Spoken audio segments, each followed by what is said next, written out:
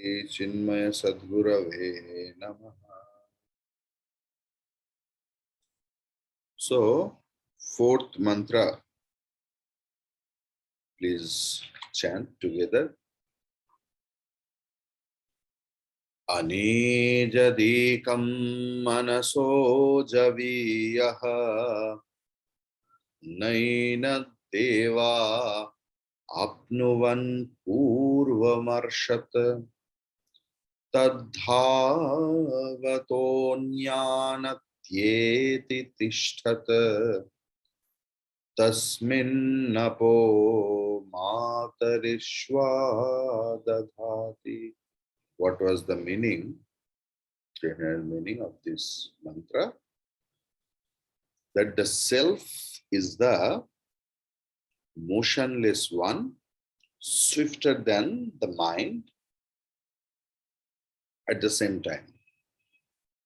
Self is the motionless one and swifter than the mind. The devas, means our all senses, could not overtake it. Why? It ran before them.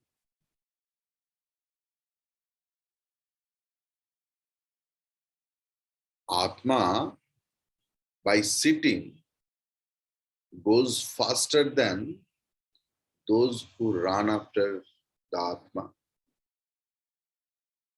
By Atma, Matarishva, the vital air forces or the element air, supports the activity of all living beings. So what we learned from the mantra, that Anejat means which is Ekarupi, Avikari.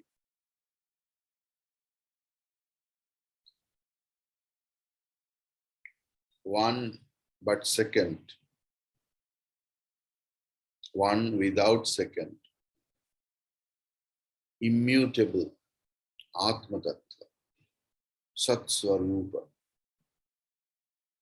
It's one in all being. It's faster than the mind, means mind can't objectify it. Clear? And that Atma Tattva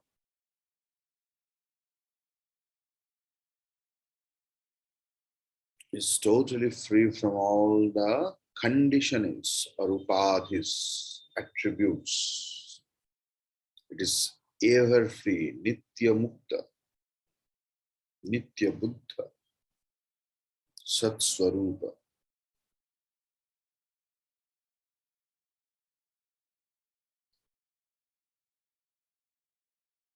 And what is Matarishva here? Here means Vayu, Prana Shakti, vital air forces, by which we get life, which allots, actually accommodates all karma to all senses or all devata, vibhajati. That is why all devatas or all senses get their dharma.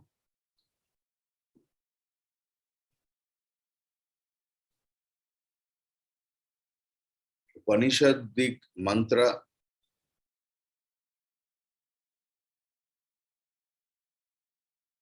cannot be translated directly, first thing.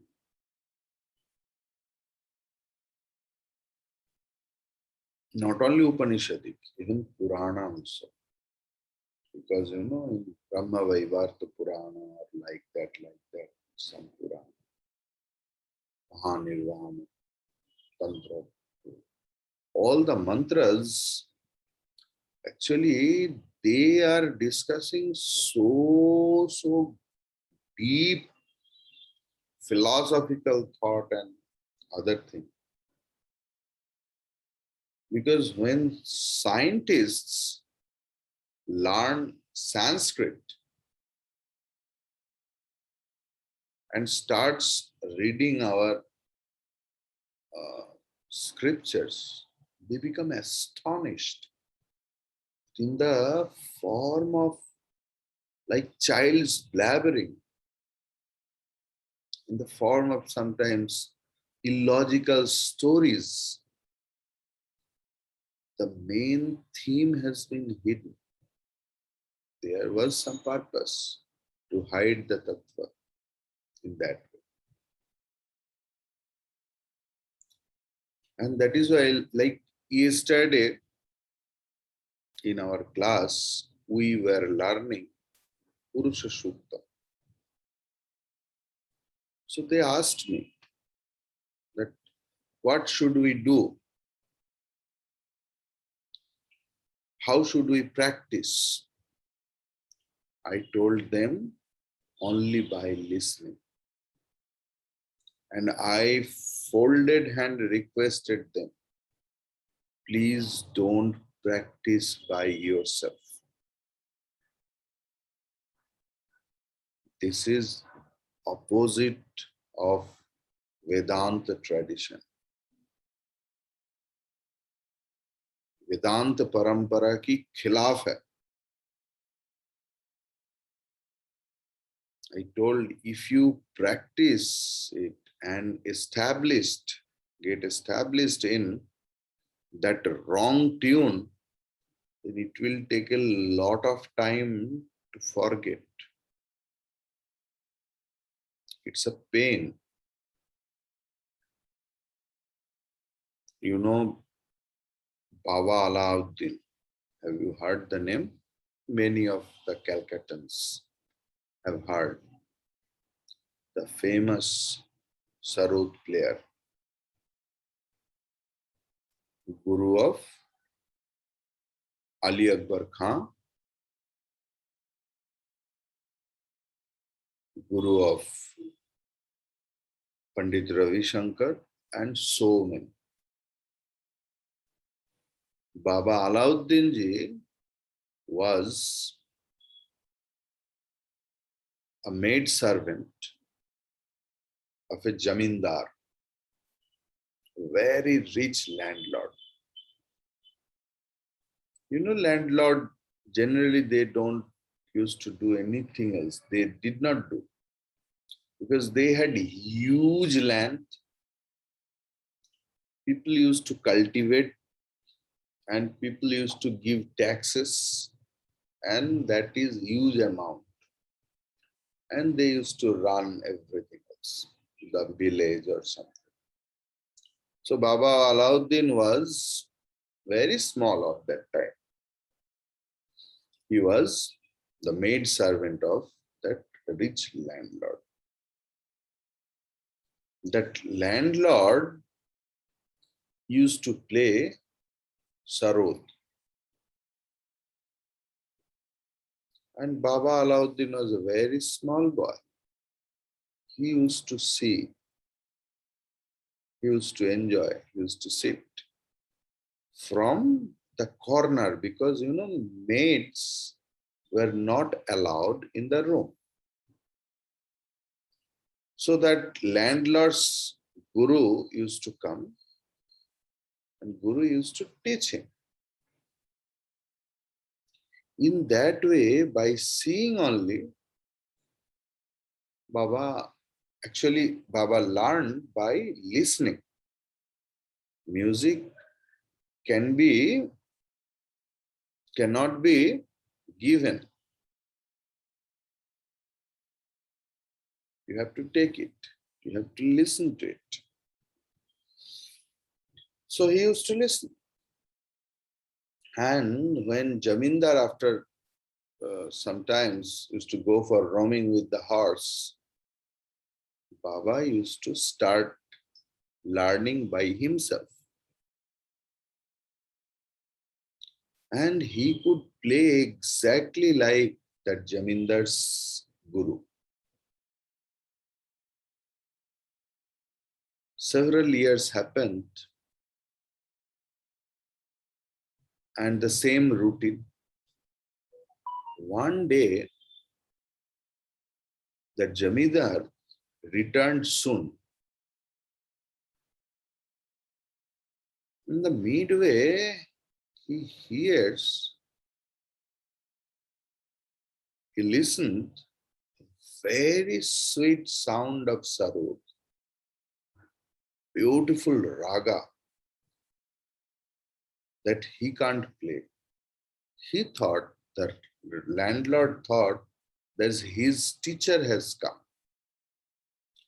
But when he entered into the room, he was horrified that Baba Alauddin ji was playing. He started beating. How dare you? You are the maid and are you playing sarod? And it's mine. So the son became unconscious, means the boy. Then he ordered his all soldiers that the boy should be thrown away out of the village forever. So Baba Alauddin ji was thrown away by the soldiers. Then he started walking, very hungry, no food, no water. And walking, he fell down, suddenly fainted. On the roadside, there was a house, poor person. They had no children. They were Hindus. So the wife of that poor person saw it, sprinkled water, and saw a very beautiful boy. They considered Alauddin ji as their own son. And fortunately, that poor person was a famous sarod player. Baba Alauddin ji was very happy. He told, I also know. And he played and he wanted to learn. That poor person told that I will not teach you. Firstly, he did not want to tell. But the Guru told, see, it's very difficult for you and me. That yes, you have the idea for raga and everything else. But your all fingering are completely incorrect. It's very difficult to delete from your mind. You know, that was the love for the subject. Baba Alauddin ji was right-handed person. You know, from that day, he started learning sarod in left hand. And he became world famous. So it's very difficult. Likewise, Upanishadic mantra cannot be translated directly and should not be studied alone. First, you should listen to it from a master, from your teacher who has a tradition of particular philosophy. So what happened?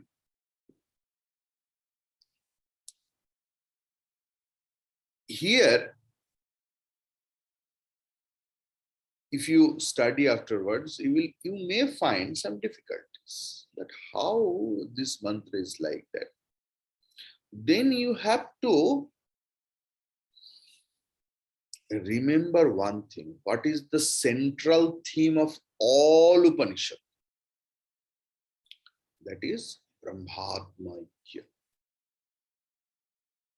That oneness of individual self and the total self. Actually, there is only one Atma, one Brahman, one consciousness, one self. Then you will find all the problem is solved.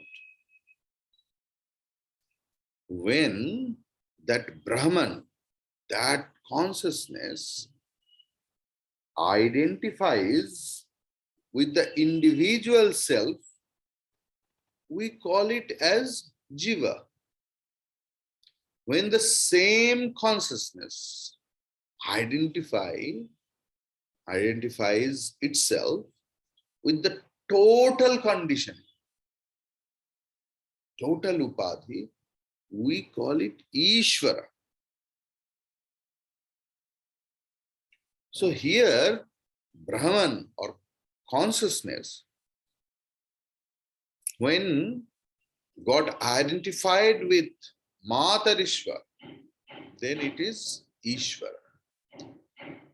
Remember the first mantra, Ishavasyam idagum sarvam.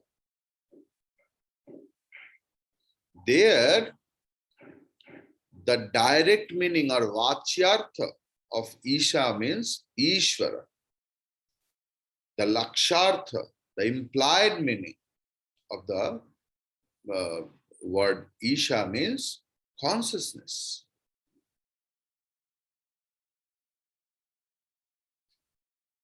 So Atma, when Atma and Brahman, Atma means individual self, generally Jivatma. So Atma. So when it gets identified with Jiva, called Jivatma. But Lakshartha of Atma implied meaning is, it is Brahman. Likewise, the manas, mind, indriya, the sense organs,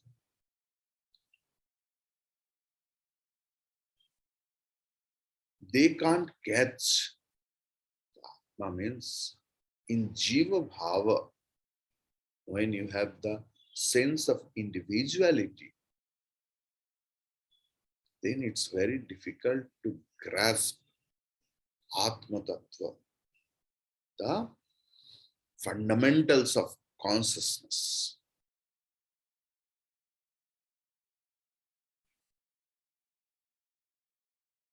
Matarishva means total. Ishvara is one.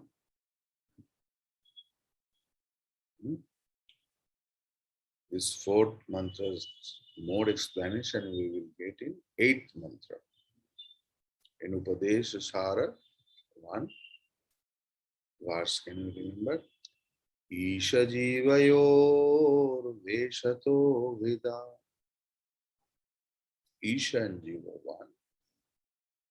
Only in condition they appears as different. So from this mantra onwards, we have in 4 continuous mantras the description of the Supreme indicated in terms of its qualities. And these stanzas or mantras together is one Bhakya, which represents the 4 waves of thought. Just think. First mantra, second mantra, first mantra Jnanam, second mantra Karma, third mantra condemnation of karmi, fourth mantra what it is telling, the oneness and the nature of the Atma. So as if it's a one sentence consisting 4 waves of thoughts. So though the eternal has no quality of its own, and since language can explain only in terms of gunas or experiences, the qualities of the self indicated here are not to be taken literally. Certainly, it is a futile attempt to try to explain the infinite in terms of finite language. The liability of the language to express the inexpressible is found, enlarged, and clearly expressed in the very languages in which the Upanishad is trying to explain the self in these 4 mantras. So, the Atma or the self is motionless, says the Upanishad. When it says that it is motionless, it is not to be understood as explaining the inability or the impotency or the laziness of the Supreme. The word motionless is only an indication of the all-pervasiveness of the Supreme Reality. So, motion is a change in time and space. Clear? If an object, suppose O, consider Gurudev's BMI chart. If an object O is at a place of P at a time T, so object is O, place is P, time is T. Suppose object is found at a different place at a different time, then movement is OPT, becoming O1, P1, T1. This thing, if object O is same, but it is found at a different place at a different time, then it becomes O, P1, T1. This is possible only when O is conditioned by P and T and P1 and T1. Like Devadatta,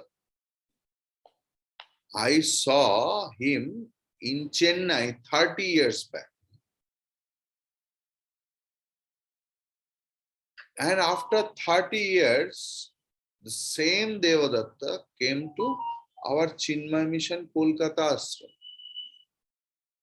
Devadatta is same.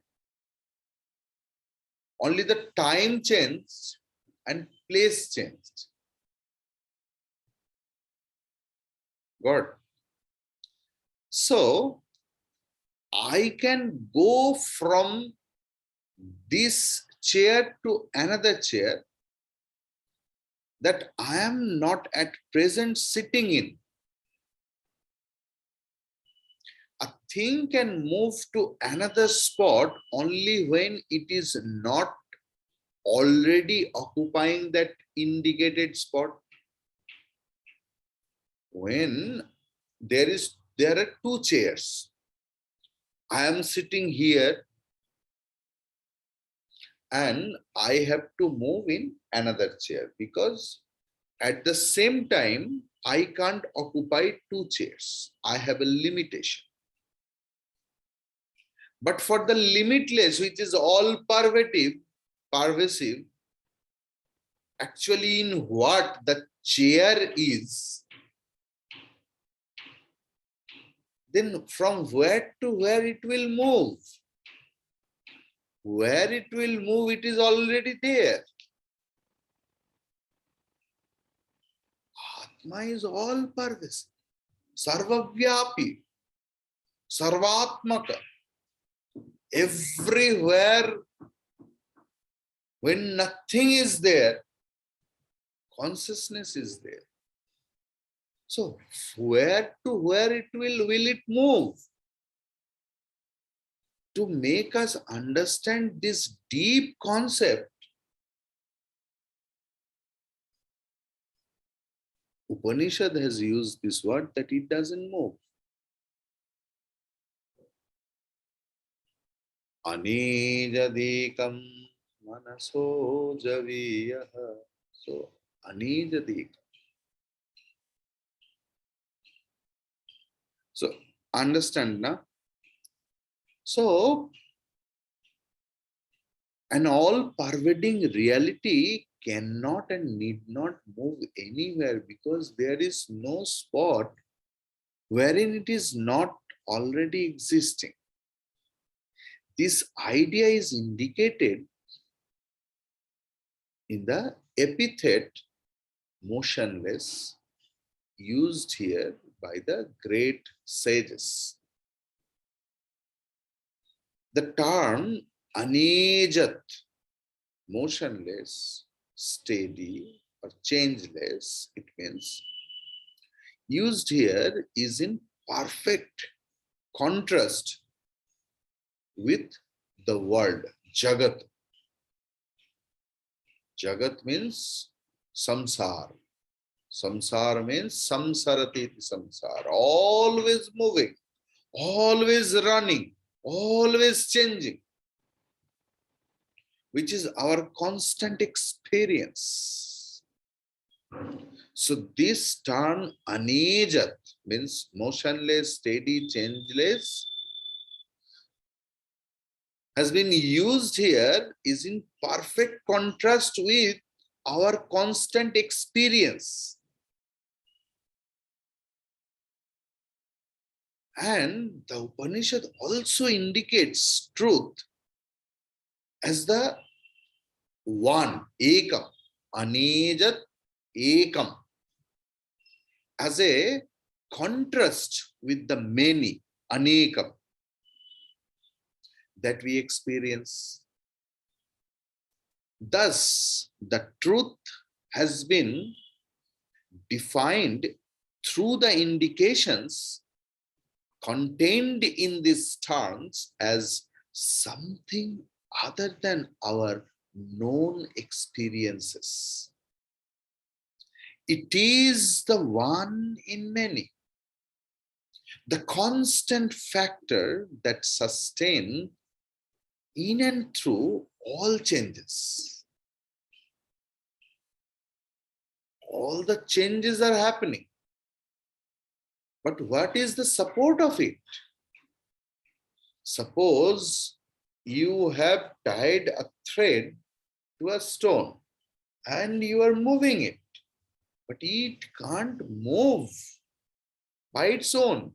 It needs a support. So for all changing, suppose you are going to paint trees, mountains, rivers, sky, even sun. But you need a canvas, and that canvas is consciousness. The constant factor that sustains in and through all changes. As the ocean does, in spite of the calamities of the waves, the seekers strive to realize this unity in the diversity and this unifying chord of love and joy,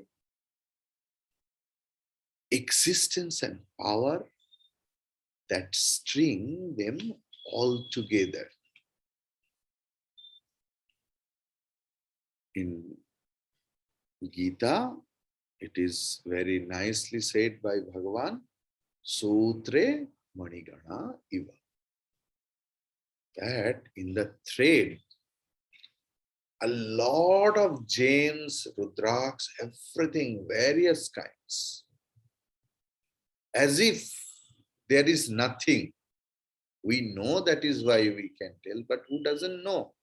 They will think as if the Rudraksh or the gems are like this. No. Sutre Manigana Iva, there is a thread. And that thread on which all the different things are together, that thread is consciousness. That is Anijat. That is Ekam. Hari Om Tat Sat. Om